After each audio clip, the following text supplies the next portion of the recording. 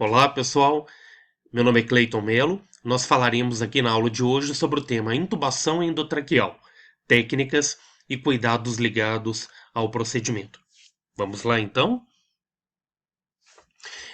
A intubação, nós sabemos que é um momento crítico, mesmo que seja um procedimento de forma eletiva, feito, por exemplo, no centro cirúrgico ou numa sala de emergência, de forma programada pela equipe, porque ela envolve muitos riscos. Então, é fundamental que essa intubação nós tenhamos aí métodos e checklists. Esse checklist ele pode seguir mnemônicos. Eu sugiro aqui para vocês um mnemônico chamado Topzera, que cada letra tem um sentido. T de tudo pronto, materiais disponíveis, né, e previamente acordados e padronizados. O O de oxigena, de oxigenação prévia, facilitando aí uma hiperóxia do paciente antes do procedimento, que ele será submetido a uma apneia durante a laringoscopia antes da intubação, para que ele não tenha nenhuma bradicardia reflexa e uma queda de saturação importante de oxigênio durante o procedimento. O P de primeiro otimiza, lembrando que esse paciente tem que ter as condições hemodinâmicas e respiratórias otimizadas no máximo possível para que eu evite complicações graves como a própria parada cardiorrespiratória durante o procedimento. O Z de zero consciência, zero reflexos, que aí nós trabalharemos com a indução por drogas, né, feitas aí para analgesia, sedação e bloqueio neuromuscular. Os eixos alinhados, discutiremos aqui durante a aula o alinhamento, né, cervical, o alinhamento da cabeça, do pescoço, a utilização de coxins para que eu possa ter uma angulação melhor e facilitar a intubação, a rápida introdução do tubo, o R e o a avaliação pós-tubo, que nós discutiremos aqui também, ok? Então, na unidade que eu trabalho, nós temos disponível um checklist para intubação de pacientes, todos os diagnósticos que levam um paciente à intubação, e esse checklist, inclusive, foi adaptado esse ano para atendimento de pacientes aí com risco, né, de contaminação dos profissionais por aerosol, especificamente pelo motivo da pandemia do coronavírus, e chamando a atenção que esse procedimento, independente de ser um paciente com tuberculose, com corona, outra doença que gera aerosol, nós temos que ter as medidas de precaução máximas, independente de saber o diagnóstico previamente do paciente. Então, esse checklist nos lembra que, primeiro, você tem que explicar o procedimento ao paciente e familiares, investigando alergias. Em segundo, avaliar se existe algum preditor de intubação difícil, lembrando aí do acionamento de anestesiologia e cirurgia geral na unidade que tem disponível para apoio se necessário, ao procedimento.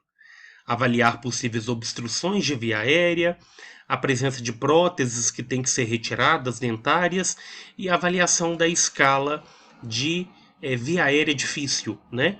Nós temos aí as escalas de Mallampati, escalas de mobilidade do pescoço, conhecidas como Lehman.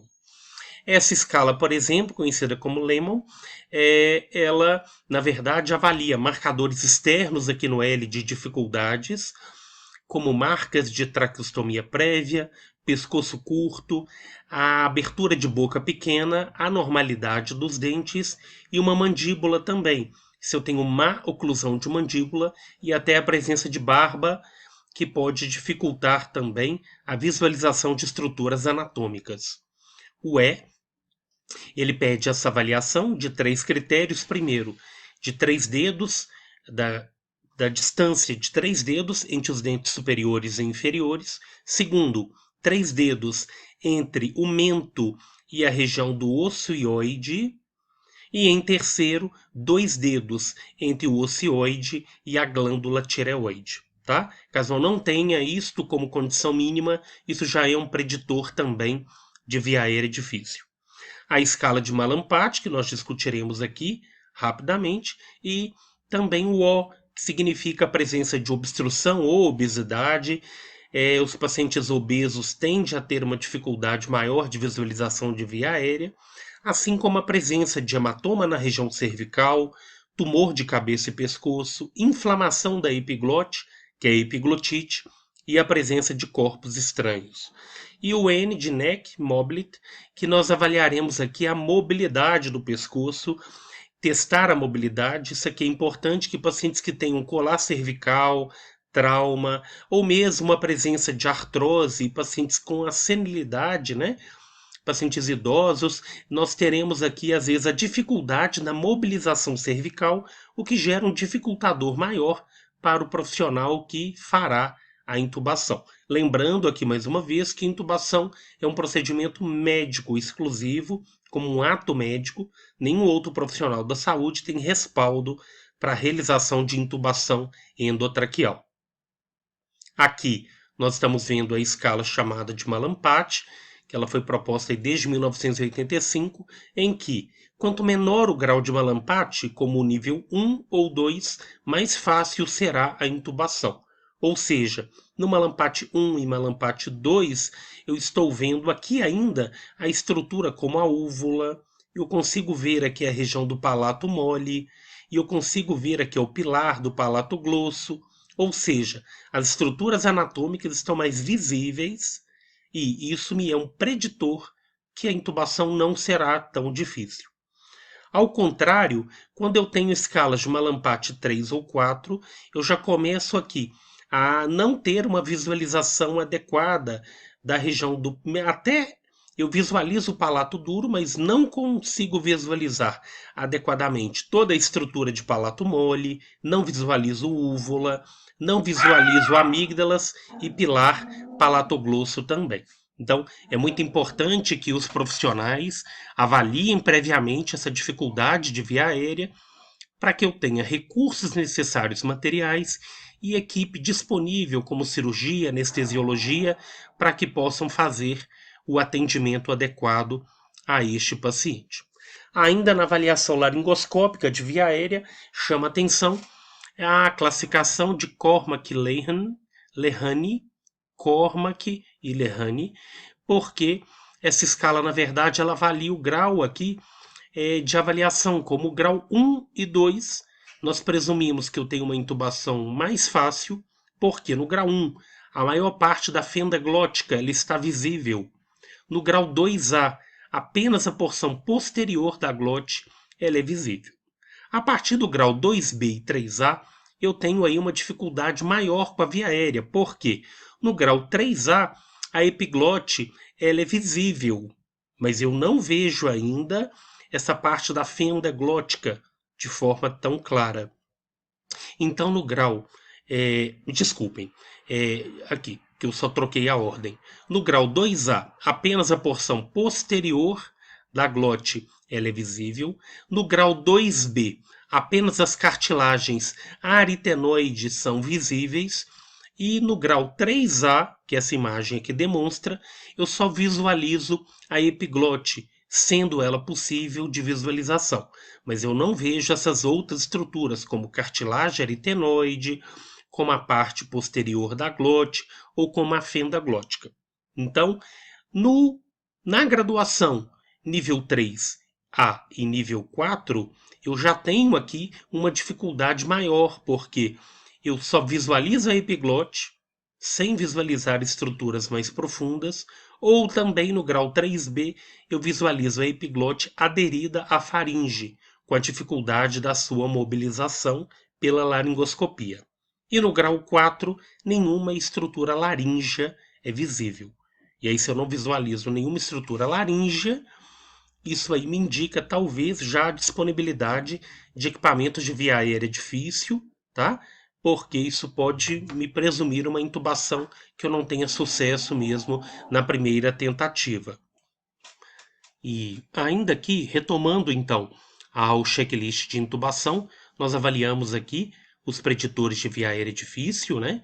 Quando nós utilizamos aqui da ventilação, como a escala de Mallampati, a escala Lehmann, esses preditores como obesidade, e aí chama uma atenção que pacientes, por exemplo, que temos uma dificuldade de vedação da máscara face, obesidade, pacientes idosos ou com ausência de dentes, em que nós temos que retirar a prótese dentária, isso pode dificultar a ventilação do paciente mesmo com uma bolsa que é um reanimador manual e a máscara pela dificuldade de adaptá-la à face.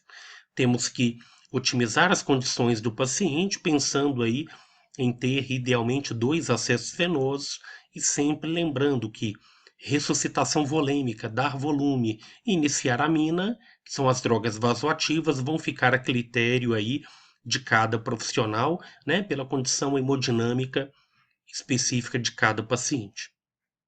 A pré-oxigenação, né, ela terá que ser feita de forma ideal, com uma fonte suplementar de oxigênio, em média de 8 a 10 litros nos primeiros 3 minutos. Principalmente, eu quero aqui uma saturação alvo em torno de 100%, tá? Fazendo uma hiperóxia para que eu tenha uma laringoscopia, um procedimento mais seguro. O posicionamento do paciente, nós veremos isso aqui durante a aula, as posições que nós teremos que colocar o paciente, como a posição de cheirador, a utilização de coxins e os marcos de referência neste posicionamento. A preparação da equipe é fundamental em relação ao uso de todos os EPIs, a disponibilidade desses equipamentos mínimos de monitoramento, como o ECG, saturação, pressão arterial e um capnógrafo sempre que disponível na unidade. Assim como os materiais, nós sugerimos no mínimo 2 laringoscópios, 2 tubos testados, a lâmina do laringoscópio ela terá que ser discutido o número com o profissional médico que realizará a intubação. Isso é definido pelo porte físico do paciente, pela faixa etária.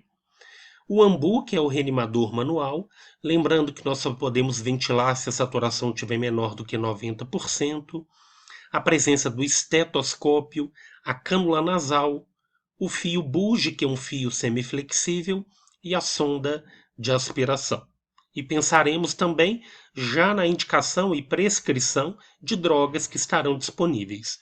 Nem sempre numa emergência o médico ele consegue disponibilizar a prescrição, né, escrita de forma eletrônica ou mesmo que manual imediatamente.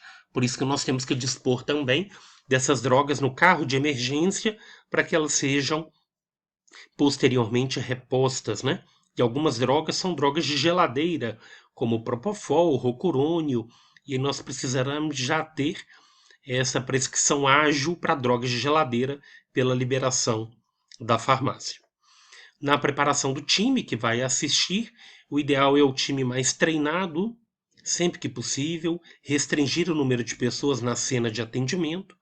Quem vai liderar a equipe, até mesmo a execução do checklist, pode ser o profissional mais experiente, o sênior, né?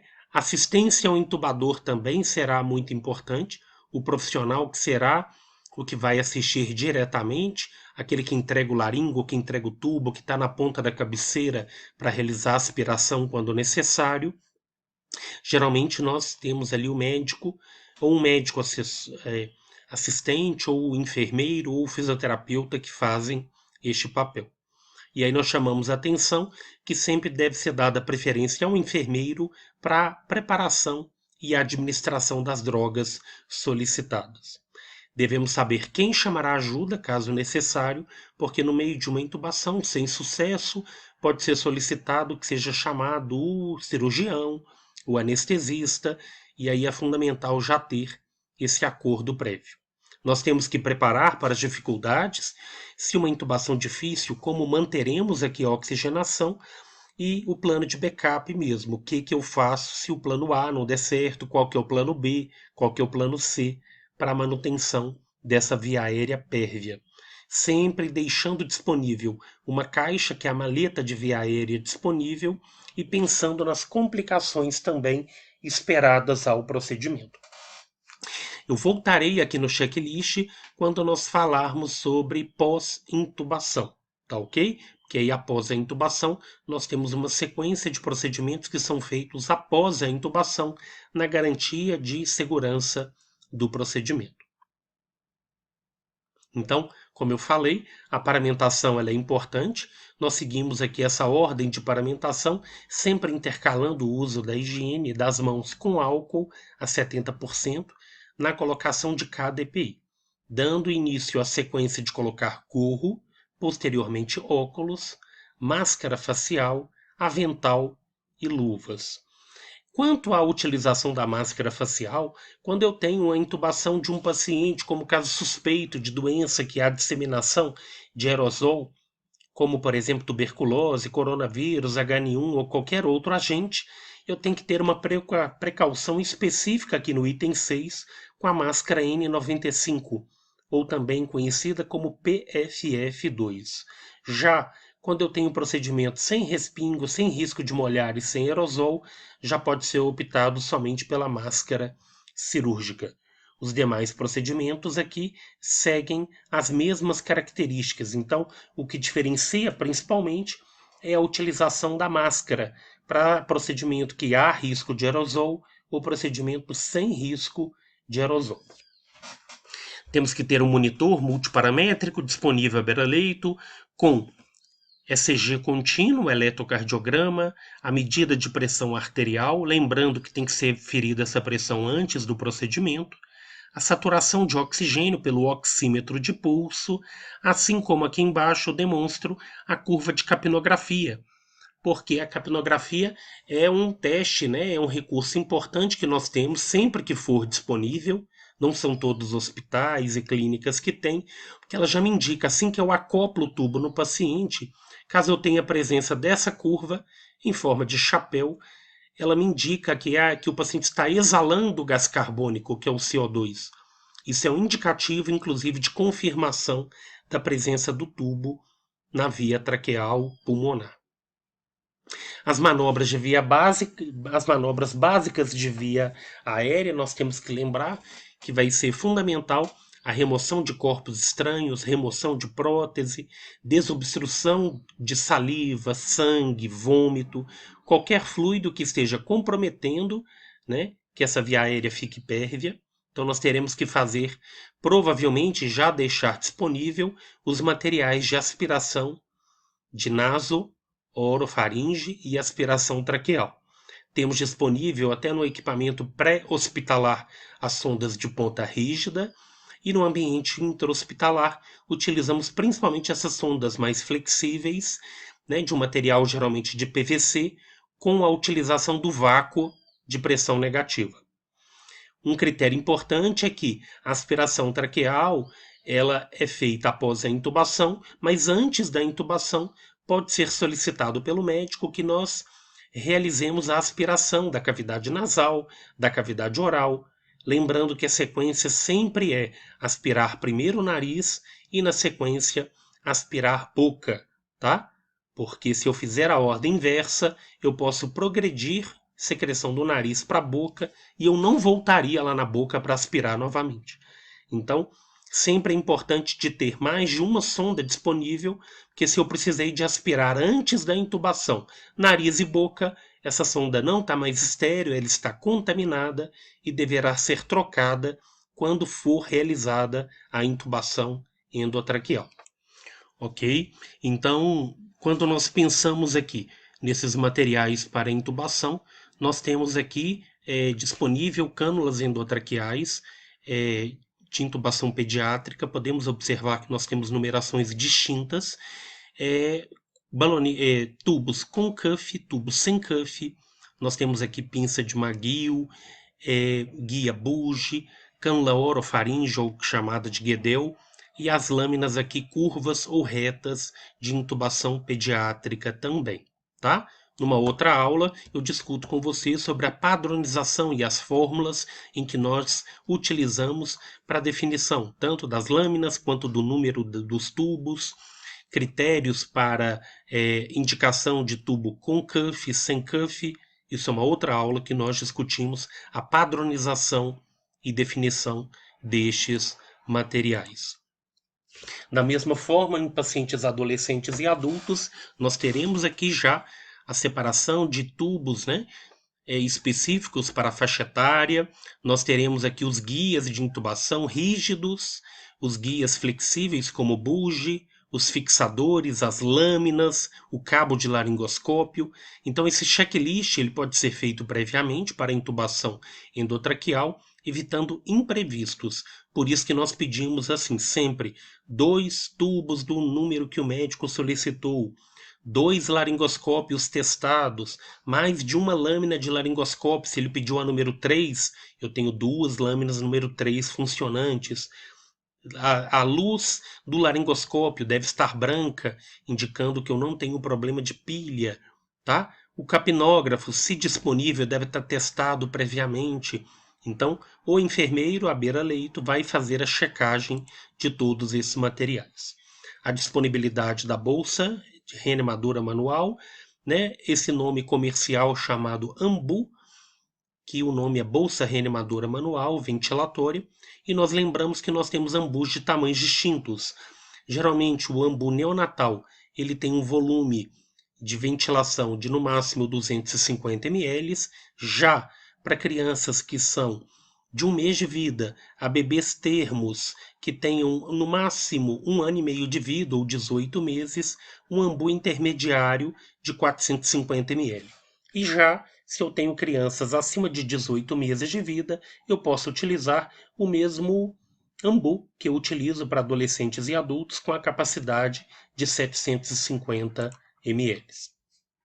A utilização, então, desse dispositivo é fundamental, o teste dessa bolsa reanimadora manual previamente, e inclusive a integridade, a funcionalidade dele, com a presença das bolsas reservatórias, com a máscara de tamanho adequado e materiais de qualidade que proporcionem uma vedação adequada na face do paciente. Teremos que ter disponível também, nas unidades que temos isso como protocolo para pacientes em que há disseminação de aerosol, como tuberculose, Covid, a utilização do sistema fechado de aspiração, chamado então de traquecare. Esse sistema será acoplado ao tubo do paciente. Então, nós já podemos deixar previamente montados aqui, tá? Pensando no que vai ser encaixado no tubo do paciente após ele ser entubado. Nós teremos aqui uma traqueinha acoplada a um adaptador, que justamente nesse adaptador eu tenho uma conexão com a sonda traquecare, que é um sistema de aspiração de forma fechada, que eu não desconecto o tubo do paciente do respirador, para que eu faça a aspiração, assim como a incorporação dos filtros HMF ou filtros EPA de forma intermediária com Y aqui da via da traqueia do respirador, para que ele faça também a filtragem, principalmente microbiológica e de umidade do ar que será levado ao paciente e que ele retenha retorno de resíduos, para que eu também não contamine, né, e gere depósito de fluido no circuito respiratório. Nós falamos aqui da avaliação e da possibilidade de via aérea difícil, então é importantíssimo disponibilizar na unidade uma maleta de via aérea difícil.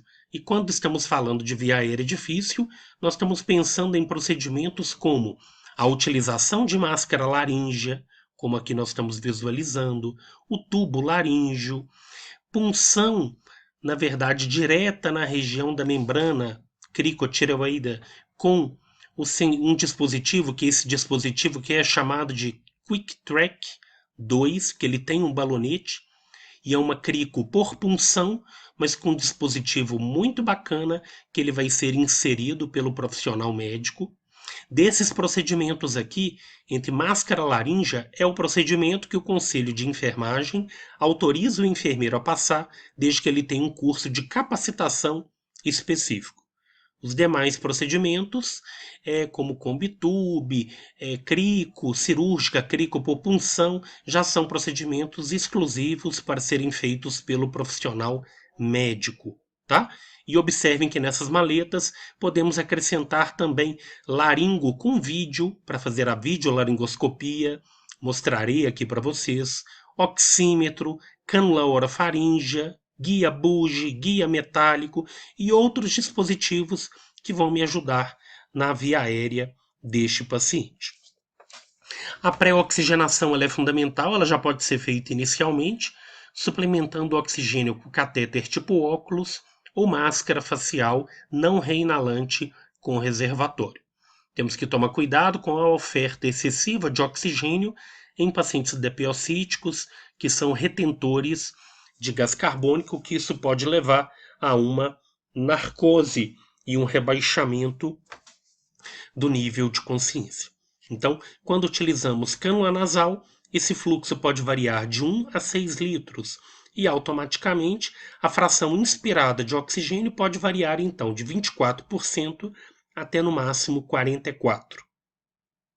Quando utilizamos a máscara com reservatório, esse fluxo em média varia de 8 a 15 litros por minuto e ele vai fornecer até pela bolsa reservatória uma fração inspirada de oxigênio superior a 95%.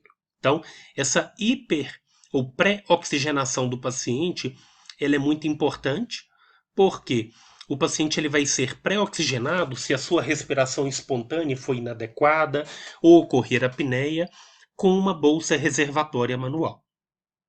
Nós devemos lembrar de fornecer oxigênio para o paciente a 100% através dessa máscara, com o paciente respirando normalmente por no mínimo 3 minutos. A ventilação com a pressão positiva, ela só deve ser feita quando o paciente não conseguir mais manter o seu drive, a sua mecânica respiratória. E a função da pré-oxigenação é acoplar então essa máscara com oxigênio ao paciente, fornecendo um fluxo contínuo de O2. Eu vou gerar então um reservatório de oxigênio dentro dos pulmões e na circulação. Eu vou reduzir a queda de saturação de oxigênio durante a apneia e a laringoscopia. E lembrando também que em crianças a demanda de oxigênio ela é maior e o volume residual nos alvéolos ela é menor do que nos adultos. Por isso que é tão importante também, principalmente em crianças, uma pré-oxigenação com O2 a 100%, evitando hipoxemia durante o procedimento. A retificação de vias aéreas. Essas imagens aqui são muito importantes, que elas mostram, por exemplo, um lactente em que esse bebê, na verdade, se ele for colocado em uma superfície plana, sem um coxim de elevação, eu tenho aqui a queda de base de língua, e a queda de base de língua vai dificultar a passagem do ar para a via traqueal respiratória. Então, aqui eu estou observando duas crianças que estão sendo colocadas em uma superfície aqui firme, sem um coxim, sem uma angulação correta de cabeça, e isso aqui vai estar facilitando o fechamento da via respiratória, até por uma angulação inadequada da via aérea. Então aqui, por exemplo, uma extensão simples, como o primeiro passo em crianças aqui, neonatos ou crianças um pouco maiores. Estamos fazendo aqui uma extensão simples de cabeça. Podemos observar que aqui, na verdade, eu tenho que ter esse nivelamento aqui entre a região da glabela e a região do queixo do paciente, que deveria ter essa linha plana. Da mesma forma que eu tenho que ter aqui entre a linha anterior do ombro aqui, do tórax do paciente e o lóbulo da orelha, também uma linha reta. Estamos observando que, caso você não faça essa angulação adequada do pescoço, eu não vou ter aqui uma angulação adequada da glabela com o queixo do paciente, que essa linha tem que estar plana, e eu já observo que esse alinhamento oral, faríngeo e laringotraqueal, ele é fundamental, mantendo aqui as orelhas na altura do tórax, né? Nós mostraremos aqui outras imagens para facilitar esse entendimento, mas se eu tenho um paciente com uma hiperextensão ou uma flexão de pescoço, isso me fecha a via respiratória, porque na posição inadequada eu vou ter um cruzamento entre eixo oral, eixo faríngeo e eixo traqueal, e a língua, nesse caso, pode fechar a passagem do ar, obstruindo a via aérea. Então, no caso do posicionamento, por exemplo, de um coxim na região occipital, ele já me facilita a angulação entre eixo faríngeo e eixo traqueal, dificultando também com que o eixo oral e a base da língua fechem a via aérea. Nesta imagem, nós podemos ver a retificação de via aérea de crianças, lembrando que nós temos uma recomendação diferente por faixa etária, que nós colocamos o coxim abaixo aqui do ombro, na região escapular, para crianças geralmente menores de 3 anos, e um coxim occipital na região posterior da cabeça para crianças com mais de 3 anos de idade. Observamos aqui que com a utilização de coxins próprios, aqui eu já tenho joinha, mostrando que a glabela, nesse caso, com a adequação de um coxim, aqui nessa criança, ele já me nivelou aqui, colocou em nível plano a glabela com a região do queixo do paciente. Da mesma forma que eu tenho aqui ó, o meato acústico externo, ou esse lóbulo aqui da orelha, na mesma linha aqui, ó, anterior torácica, essa linha aqui superior e anterior do ombro do paciente. São dois marcos de referência que nós temos que ter aqui, fundamentais na avaliação de posicionamento de via aérea. Nesse caso, eu estou mostrando aqui para vocês que se for feito, por exemplo, uma ventilação com uma hiperextensão, uma hiperinclinação de cabeça, observem, a orelha saiu do nivelamento aqui pela linha anterior torácica e eu também já não tenho mais um nivelamento adequado entre glabela e queixo de paciente com uma linha reta. Então, observemos aqui nessa segunda imagem, no passo 3, que quando eu faço aqui uma adaptação já, utilizando um outro coxim aqui na região occipital, eu elevei ombros e elevei a região occipital, eu já adequei o posicionamento dos eixos faríngeo, laríngeo e oral dessa criança, mantendo aqui a região do meato auditivo ou acústico externo com a região aqui supraesternal nessa linha anterior do tórax e da mesma forma que a linha entre a glabela e a região do queixo vai estar de forma reta. Este é o posicionamento recomendado. E é por isso que nós pedimos sempre, e é comum na assistência, o profissional pedir o coxim ao posicionamento para que ele coloque o paciente na posição de cheirador, ou sniff position, que nós utilizaremos aqui esse coxim occipital, utilizaremos aqui então o alinhamento, e no caso dessa criança, além do coxim occipital, ainda foi colocado um outro coxim na parte posterior aqui do tórax, para facilitar o alinhamento tanto da região do lóbulo da orelha com a linha external superior, e tanto com a região da glabela com a região do queixo. Observamos aqui mais uma vez também, nessa criança, a utilização de um travesseiro. Neste caso, eles conseguiram com o travesseiro uma posição ótima de cheirador. Mais uma vez, linha reta entre nariz, aqui ó, nivelamento entre região do queixo, nariz e glabela, e da mesma forma o nivelamento entre a orelha e a linha external superior. Mais uma imagem mostrando para vocês em uma criança maior, em que nós temos aqui a utilização, nesse caso, somente do coxim na região occipital.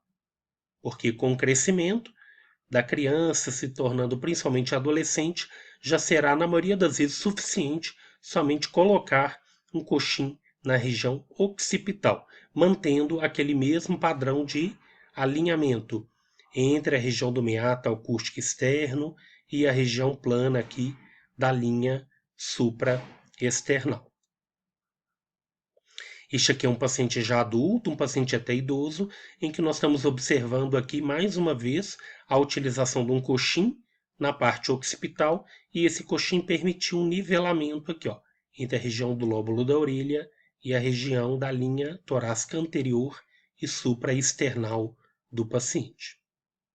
E às vezes pode ser favorecido também pela elevação da cabeceira do paciente, o posicionamento adequado do intubador na porção posterior, sempre ele checa, como nesse caso também, o nivelamento adequado e o alinhamento dos eixos oral, faríngeo e laringotraqueal.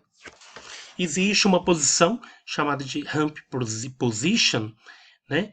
Que na verdade ela é uma condição especial para pacientes obesos, em que neste caso você vai precisar de fazer uma elevação torácica posterior e utilizar mais coxins na região occipital, favorecendo para esses pacientes, principalmente os obesos mórbidos, o nivelamento adequado da via aérea, conforme representado nesta figura. Lembrando que aqui, antes da gente entrar na parte da laringoscopia em si, da visualização de via aérea, o procedimento em si da intubação pelo médico, lembrando mais uma vez da disponibilidade dos equipamentos. Nosso padrão hoje, por exemplo, para montar um respirador para paciente com Covid, com tuberculose ou qualquer disseminação de doença por via de aerosol, nós devemos conectar um filtro EPA, que é o filtro com alto poder de filtração microbiológica, na via expiratória do ventilador, imediatamente antes da válvula expiratória. Nós devemos conectar uma traquequer, que é essa sonda de aspiração de sistema fechado ao tubo, conectar essa traqueinha aqui ao HME ou HMF, que é o filtro que ele geralmente evita o resfriamento do ar, ele evita a umidade extrema, ele gera umidade, ele proporciona umidade ao ar inalado e o controle de retorno de fluidos para o circuito, da mesma forma que alguns desses filtros também têm uma proteção microbiológica, principalmente na disseminação de micro-organismos no ar ambiente. Quando estamos falando aqui então de técnicas de ventilação, nós sabemos que a máscara ela tem que ser adequada e ela deve se estender da região da ponte do nariz até a dobra do queixo do paciente, como a vedação. As máscaras geralmente de silicone, dobráveis, né, flexíveis, têm uma boa ventilação pelo fato de que elas conseguem aderir bem à face, adequando inclusive as diferenças anatômicas. Na ventilação, é recomendado a utilização da técnica CE, como demonstrado aqui na figura, em que o profissional ele faz aqui com esses dedos a letra E, pegando aqui na região inferior aqui da mandíbula, fazendo a elevação, e o C ele fará na porção superior da face, em que, fazendo C, ele veda completamente aqui a máscara com a região naso-oral, evitando escape aéreo. Então, essa técnica ela é recomendada quando nós temos um socorrista, tá? Que você vai manter o paciente na posição de cheirar, elevando aqui a região da mandíbula e fixando bem a máscara na face. O uso dessa técnica é representada novamente aqui em um lactente. Observamos aqui, ó, o dedo indicador e o dedo polegar fazendo C na máscara face, enquanto os demais dedos prendem a mandíbula fazendo a sua elevação. Nós só temos que tomar o cuidado, porque pacientes com colar cervical, com suspeita de trauma cervical, essa inclinação de pescoço com abertura de via aérea pode gerar um trauma adicional.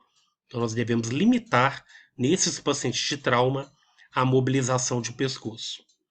Aqui eu demonstro para vocês a utilização da técnica CE já com dois socorristas, em que um socorrista pode segurar unicamente o reanimador manual, enquanto o outro socorrista veda com as duas mãos a máscara facial com a técnica CE. Nesse caso, a vedação e a ventilação torna-se mais eficaz. E nós temos agora publicações recentes, no ano de 2020, já trazendo para esses pacientes que há grande risco da disseminação de aerosol, uma adaptação dessa técnica CE, utilizando aí o que nós chamamos de técnica CVE, V de vaca, né? Então, quando fala V de vaca é de escola, o V com esse dedo indicador e o dedo polegar fazendo um V, vedando bem a máscara aqui para evitar o escape de aerosóis, e o E com os demais dedos segurando a base da mandíbula e a sua elevação. Ok? Então isso é uma adaptação técnica. Caso vocês escutem falar aí agora de técnica VE, isso já é uma recomendação recente para ventilação e evitar disseminação de aerosóis.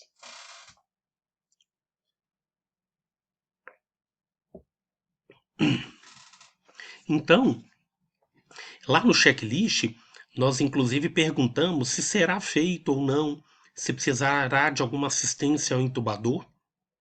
Uma manobra que não deve ser feita rotineiramente, né? Mas que ela ainda é indicada é essa chamada manobra de Selick, ou manobra de pressão cricoide.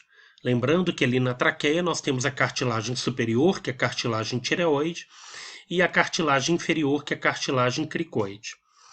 Então aqui nós podemos ver a cartilagem cricoide e a função específica deste tipo de manobra qual é? A pressão cricoide ela é justamente a aplicação de força na própria cartilagem cricoide. Você vai comprimir descendo para o ângulo inferior esta cartilagem e você vai fazer com isso uma compressão esofágica. Você vai fazer fechar o esôfago. Então, a razão dessa manobra é justamente você fechar aqui, ó, você vai ocluir o esôfago superior, comprimindo entre a traqueia e a coluna vertebral. Essa medida, ela tem objetivos específicos, porque ela previne o refluxo passivo do conteúdo gástrico e o subsequente desenvolvimento de uma pneumonite aspirativa. Então, alguns profissionais solicitam, porque ela pode facilitar a visualização de cordas vocais na glote, na laringe, e ela também previne o refluxo de alimento, de conteúdo gástrico e uma broncoaspiração. Nesta imagem, eu apresento para vocês já a pressão cricoide num lactente ou uma criança jovem, em que aí pode ser aplicado usando apenas um dedo, tá? Lembrando que nós teremos que adequar a pressão na região da cartilagem pelo porte, pela faixa etária do paciente. Então, em pacientes maiores, adolescentes e adultos, eu posso fazer essa pressão com 2 dedos, o indicador e o polegar, e em crianças menores, principalmente de 8 anos, a utilização somente de um dedo fazendo a compressão na cartilagem cricoide. Aqui, mais uma vez, apresento para vocês essa membrana. Ó. Nós temos aqui a cartilagem tireoide, que é a cartilagem superior, e logo aqui, abaixo dela, nós temos a cartilagem cricoide. E abaixo dela começam os anéis traqueais.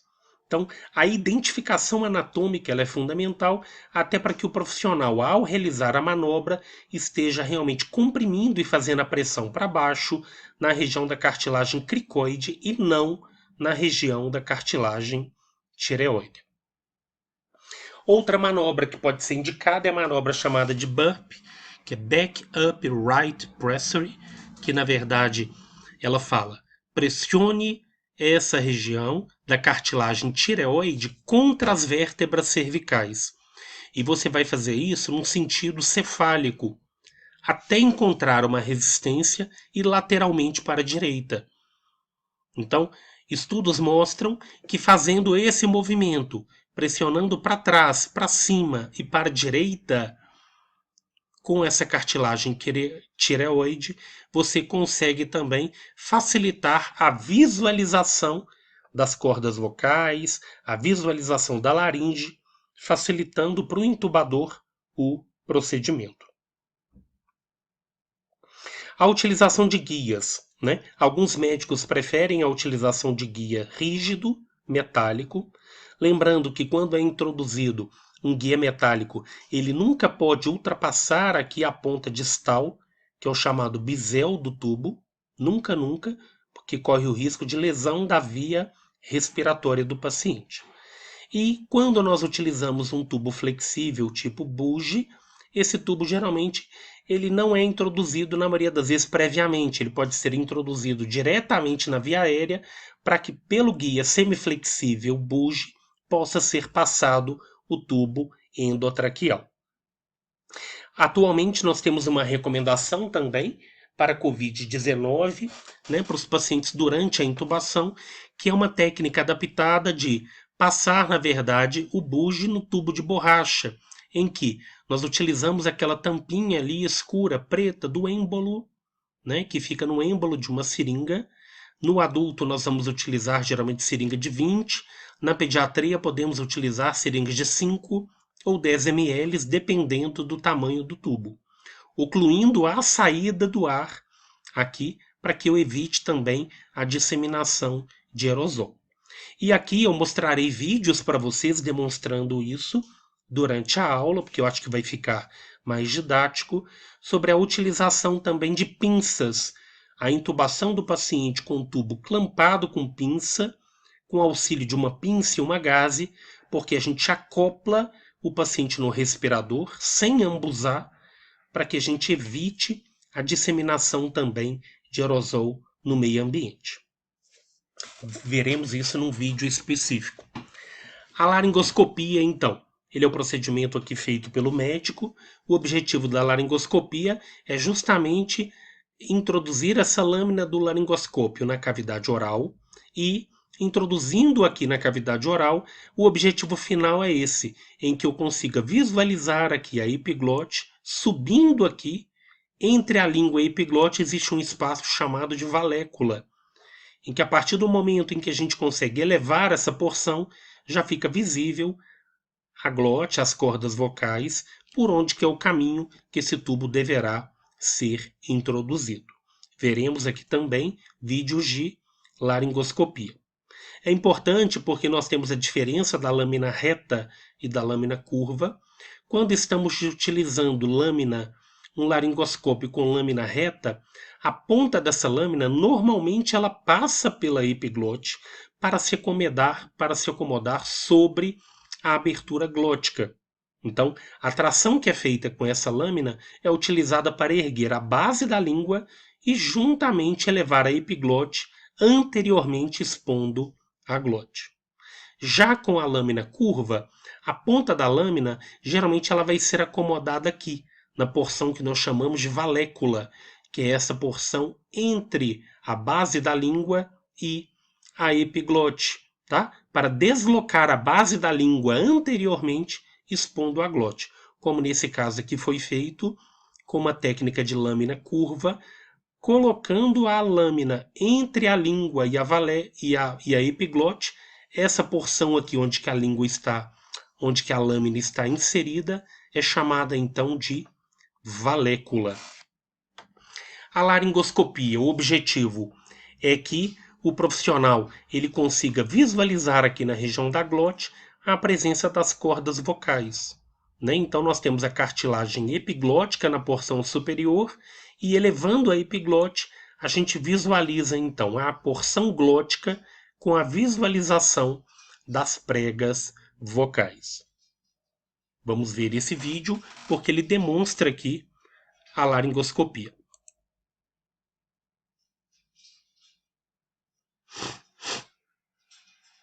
Observamos o profissional introduzindo a lâmina do laringoscópio, ele coloca ela na valécula, levantou a epiglote e ao levantar a epiglote, imediatamente ele já consegue visualizar as cordas vocais e fazer a intubação. Observamos que esse tubo inclusive tem um balonete.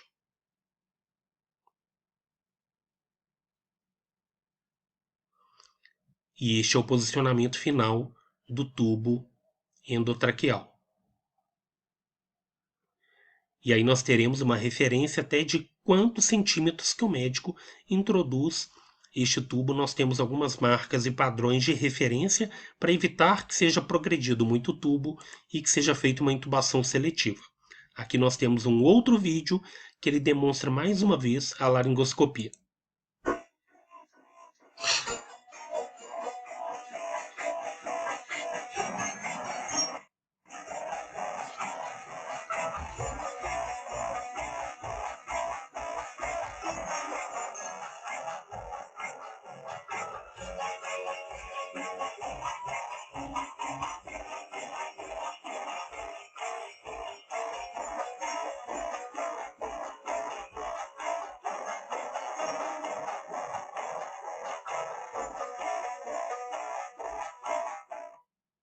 Ok, podemos observar ali que com a laringoscopia nós tivemos a exposição, o levantamento da epiglote, a visualização da glote e a visualização direta das cordas vocais. Este é o objetivo da laringoscopia. E temos hoje já no mercado disponíveis também o chamado videolaringoscópio, né? O videolaringoscópio, ele é justamente esse laringo acoplado a um sistema de vídeo, claro que é um material bem mais caro, mas que ele garante uma intubação bem mais segura. Ele é muito utilizado principalmente por anestesistas em centro cirúrgico. Vamos ver aqui em que consiste este equipamento.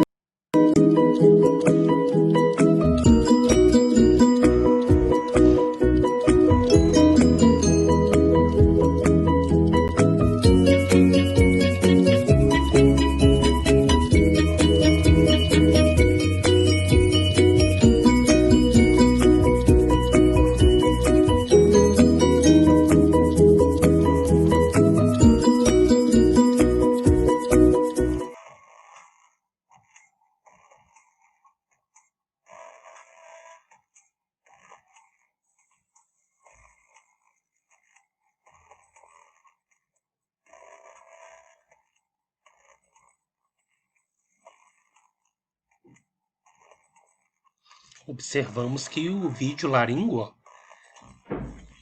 o profissional médico consegue, pelo vídeo acoplado ao laringoscópio, visualizar a glote e as cordas vocais, fazendo uma intubação muito mais rápida e segura. Inclusive com recursos de câmara anti-embaçamento. A gente pode observar que isso torna o procedimento bem mais seguro e ágil também. E os fabricantes geralmente informam que eles têm, né, no dispositivo de tamanho infantil, no dispositivo de tamanho adulto, geralmente são equipamentos considerados de alto custo, tá? Não são todos os setores, nem todas as unidades hospitalares que nós temos disponíveis vídeos laringoscópios. Aqui, neste vídeo, eu demonstro para vocês o procedimento de intubação pediátrica. Vamos lá então. Vou passando aqui uma sequência de vídeos para que fique mais fácil o entendimento sobre todo esse procedimento que eu venho detalhando durante a aula.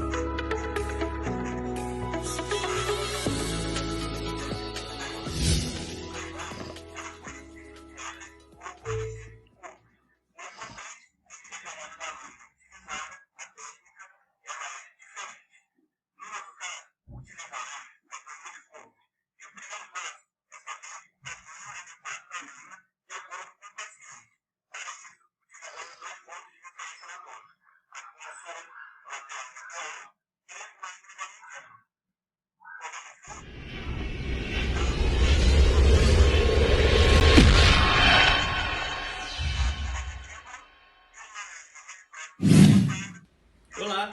No vídeo de hoje demonstraremos o procedimento de intubação orotraqueal em crianças pequenas utilizando uma lâmina curva. Para isso, utilizaremos o nosso manequim e um material com uma câmera endoscópica. Continuando agora com o vídeo de intubação, demonstraremos a técnica correta da laringoscopia. Para isso, utilizamos o nosso manequim e o laringoscópio. O laringoscópio ele é dividido em duas partes. Nós temos o cabo e temos as lâminas. As lâminas elas podem ser retas ou podem ser curvas. O importante é que dependendo da lâmina utilizada, a técnica ela é diferente. No nosso caso, utilizaremos as lâminas curvas. E o primeiro passo é saber o tamanho adequado da lâmina de acordo com o paciente. Para isso, utilizamos dois pontos de referência anatômica: a comissura lateral labial e o ângulo da mandíbula. Podemos ver, no caso, uma lâmina um pouco maior, posicionada, ela ultrapassa muito o ângulo da mandíbula, e uma lâmina mais próxima da adequada, ela fica mais ou menos no limite em que eu desejo introduzir a lâmina. Encaixo a minha lâmina no laringoscópio e inicio o procedimento. Assim que introduzimos o laringoscópio, a lâmina do laringoscópio, na boca do paciente, sempre entrando pelo canto direito da boca, deslocamos a língua para o lado esquerdo e logo após a língua, a primeira estrutura que conseguimos ver é a epiglote. Viram ali?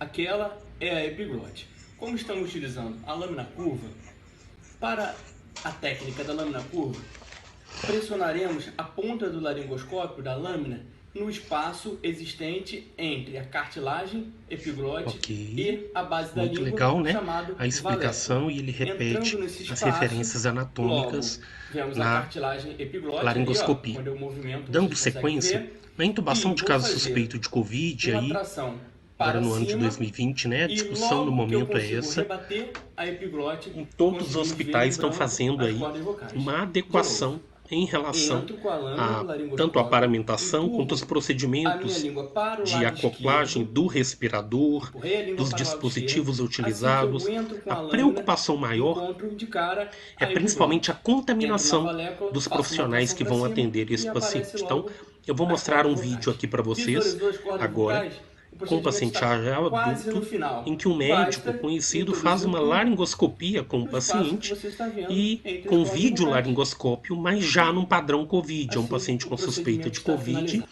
né, que é o Gostou da coronavírus, aula? em Então que aproveite ele e entre já no site instala para dar todo nome o ao boneco que sistema aqui, ó. utilizamos no nosso A vídeo. equipe Você fez ainda uma concorrerá paramentação a uma bolsa de completa, 100% do nosso primeiro curso. utilizando Até a próxima. face shield, né, que é aquela barreira, aquele capacete de acrílico protegendo a face, o óculos de proteção, a máscara N95. Eles utilizam também o avental, as luvas vedadas, para que eu tenha aí, evite a contaminação dos profissionais. Utiliza um circuito totalmente fechado, montado com sistema Traquequer, como eu mostrei anteriormente, e os filtros HMF ou EPA acoplados tanto ao ventilador quanto ao circuito ventilatório. O respirador ele é montado previamente testado, ou pelo enfermeiro ou pelo profissional fisioterapeuta. É feita a pré-oxigenação sem o uso do ambu, para evitar a disseminação de aerosol. É feita a indução de drogas para sedação e analgesia e bloqueio neuromuscular. A intubação com o tubo clampado, a utilização de uma pinça específica para isso.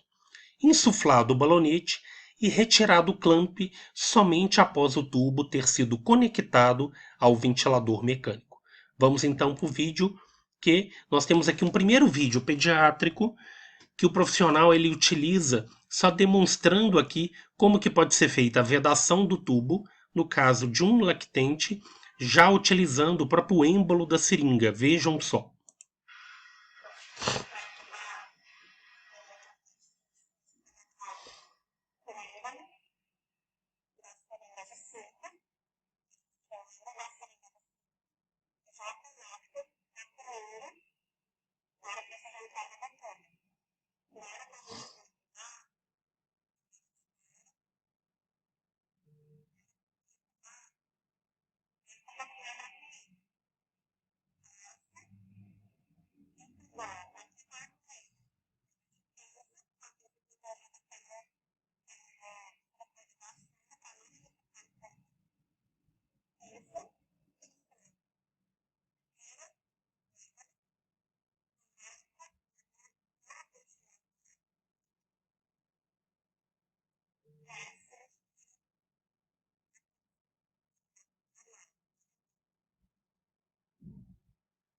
Ok.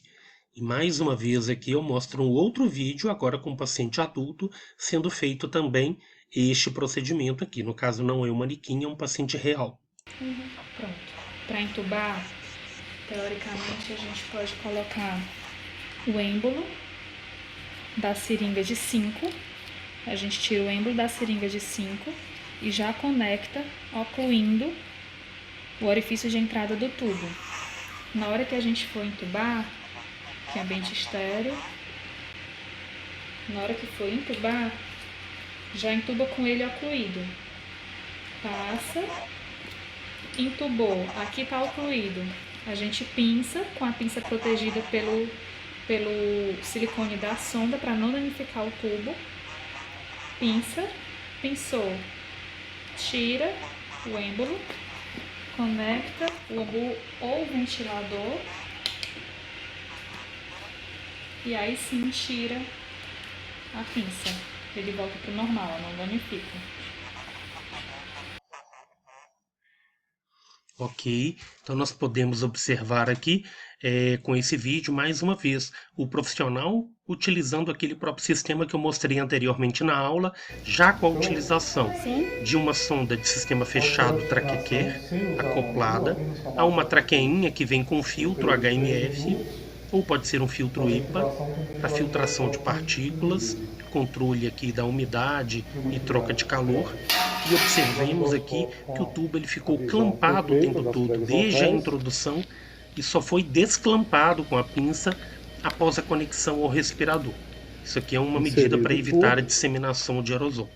E aí deve ficar claro que, independente de ser agora um paciente com coronavírus, tuberculose ou outro, a gente pode pensar na padronização desse procedimento sempre que possível, mesmo que eu não tenha um diagnóstico confirmado de um paciente, que esse é o mecanismo que gera maior biossegurança relacionada ao procedimento.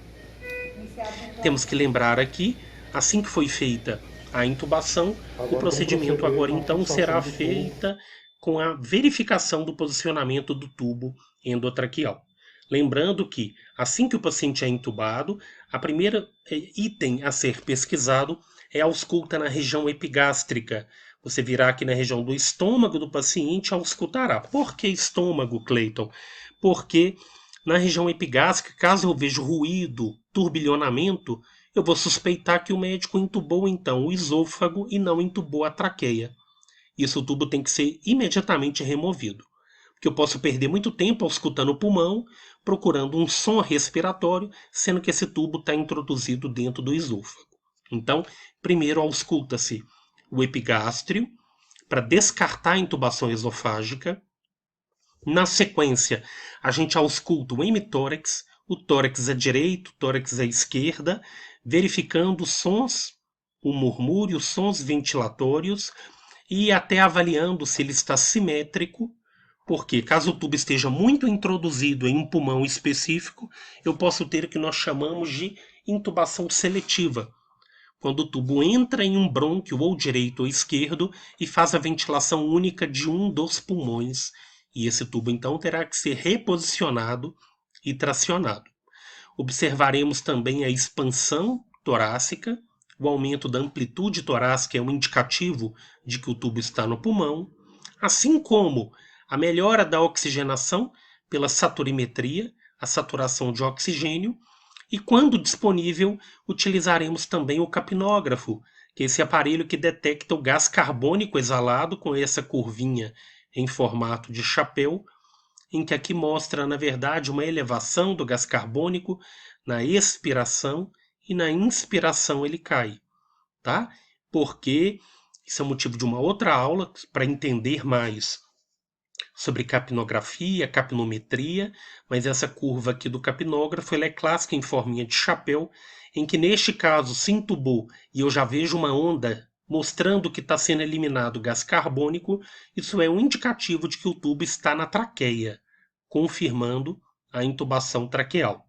E o raio-x, lembrando que os tubos têm um fio, parte do trajeto dele tem uma estrutura radiopaca que vai facilitar pelo raio-x a identificação do posicionamento do tubo. Durante a introdução, o profissional médico tem que tomar cuidado o quanto que ele introduz desse tubo. Ele não pode ser muito introduzido, senão ele faz uma intubação seletiva.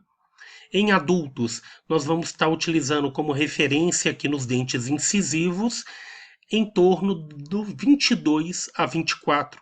Observamos que aqui o tubo ele é marcado em centímetros, 28 centímetros, 26, 24, lá embaixo 22. Então, em média, no adulto nós temos aqui uma referência para fixar o tubo em torno do 22 ao 24. Na criança, você vai ter como referência a comissura labial, sendo a marca em centímetros 3 vezes o diâmetro interno do tubo. Ou seja, se é um tubo 6, eu estaria marcando no 18. Se é um tubo 4, eu estaria marcando em 12 centímetros e aí consecutivamente. É importante a pressão do cuff. Os tubos que têm um balonete, eu tenho que fazer a insuflação desse balonete, o chamado cuff, para que eu tenha a vedação do escape aéreo.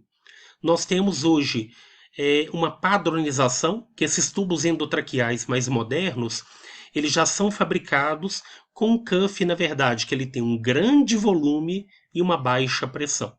Diferente dos cuffs antigos, de tubos que já estão saindo ou já saíram do mercado, que tinham um pequeno volume e uma alta pressão. Isso porque um cuff que tenha grande volume e baixa pressão, ele vai lesar menos a via aérea. Eu tenho que lembrar que se eu tiver uma pressão de garroteamento muito grande do cuff contra a parede traqueal, eu posso ter uma isquemia, uma necrose de traqueia. Então, nesses cuffs dos tubos atuais, o balonete ele distribui-se por uma área um pouco maior e acomoda-se melhor à via aérea, com pressões de controle em torno de 25 centímetros de água. E a mensuração da pressão do cuff, ela vai ser realizada com o auxílio de um aparelho chamado de cufômetro, que é um aparelho, que é um reloginho, em que ele tem um dispositivo em que eu acoplo o cuff do tubo após insuflar e eu quero obter essa pressão em torno de 25 centímetros de água para que eu não tenha escape aéreo. Lembrando aí que a literatura, os manuais deixam claro que lesões por pressão, lesão por isquemia na região traqueal são comuns caso essa pressão do cuff esteja superior a 30 centímetros de água, ou seja, ela estará excedendo a pressão do capilar da mucosa traqueal. E aqui, para finalizar, na aula falaremos hoje sobre cuidados com a fixação de tubos endotraqueais. Nós sabemos que nós temos dermatite de contato ligada a fitas adesivas, principalmente na pediatria. Quando eu estou falando de intubação de neonatos, de lactentes, eu estou falando de bebês que têm uma pele muito frágil, que a utilização, por exemplo, de um esparadrapo diretamente na pele poderia criar uma lesão com rompimento da pele. Alguns adesivos que não são hipoalergênicos podem causar alergia na pele. Então hoje nós já temos no mercado vários dispositivos de fixação que são vendidos prontos, que ele já vem numa embalagem estéreo, para que você fixe o tubo diretamente aqui na região da boca ou na região nasal, sem criar uma lesão adicional. Observemos aqui, nessa criança, por exemplo, que eu tenho aqui, ó, foi utilizado um esparadrapo, provavelmente pelo que visualiza na imagem. Só que na base, em contato direto com a pele, tem uma fita microporada, uma fita hipoalergênica. Ou seja, é uma fixação que está ideal, olha. Não tem lesão de compressão da fixação da sonda narina, tem uma fixação segura. Mas hoje nós já temos no mercado, como aqui, esses fixadores hipoalergênicos mais práticos, simples de uso, em que eles garantem pelo fabricante uma boa aderência com menor risco de lesão de pele. No ambiente pré-hospitalar, de SAMU, de Corpo de Bombeiros, é muito comum também a utilização desse fixador de tubo, que é um fixador da Lerdal Thomas, para fixação de tubo, em que observemos que ele já vem com uma fita, um cordão de uma espuma resistente, em que aqui na parte anterior existe um sistema plástico com a roldana de parafuso, em que isso fixa o tubo a esse sistema. Então você rodeia aqui a cabeça do paciente com a fixação dessa fita, que ela geralmente é almofadada, acolchoada, para não causar lesão, e o tubo é fixado na região frontal com esse dispositivo manual. Aqui eu demonstro para vocês um paciente que eu tirei uma foto recente de uma fixação de tubo. Foi feita nesse dia até pela fisioterapeuta que estava nos ajudando no atendimento. E aí você pode observar que ela já utilizou uma fixação improvisada com cadarço. Isso aqui é muito comum no Brasil, quando a gente não tem disponível a fixação própria, que é comprada, né, com aqueles sistemas de almofadas próprias. Ou seja, é possível e viável fixar um tubo com cadarço. Observamos aqui que esse tubo ele foi marcado com esparadrapo na porção da comissura labial do dente incisivo, tem um esparadrapo na base, para que também a fixação com cadarço não deslize pelo tubo, e foi dado um nó, passando a fixação na região superior aqui, orelha. Por que isso é importante?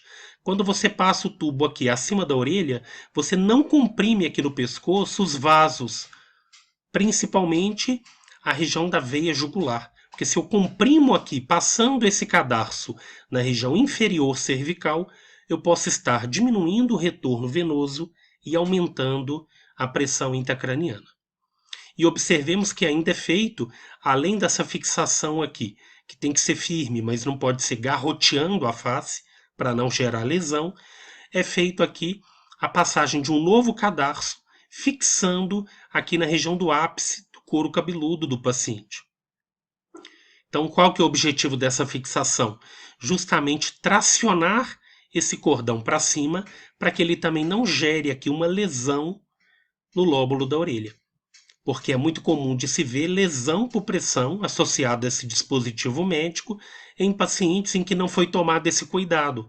Porque eu fixei aqui dessa forma e esse novo cadarço, ele simplesmente puxa a base aqui do cadarço, liberando o lóbulo da orelha para que não tenha essa pressão direta também. Tá bom? Então, esse é um procedimento simples, é prática que nós temos para fazer essa fixação de forma adequada. E aqui eu mostro para vocês uma adaptação dessa fixação, que eu julgo ideal, que os profissionais passam o cadarço por um curativo. Ele fixa o cadarço por uma base envolvida com esparadrapo e micropore. Observemos aqui que, nesse caso, a proteção da pele do paciente é muito maior. Ela é ideal. Essa é uma fixação também feita, ó.